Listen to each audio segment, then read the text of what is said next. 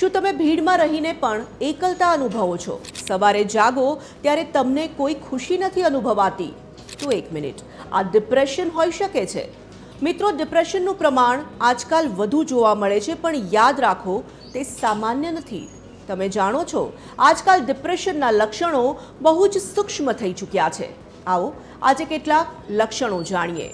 વધુ કામ ન હોવા છતાં વારંવાર થાક અનુભવવો, નાની નાની વાતોમાં ચીડાઈ જવું અથવા રડવું આવી જવું, લોકોને મળવાનું પસંદ ન હોવું પણ એકલતા પણ કોરી ખાવી, ઓછી ભૂખ અથવા વધુ પડતી ભૂખ લાગવી, ઊંઘ ન આવવી પણ દિવસ આખો સુસ્ત પસાર થવો, સૌથી મોટી વાત, પોતાની જાતથી પણ અંતર અનુભવવું.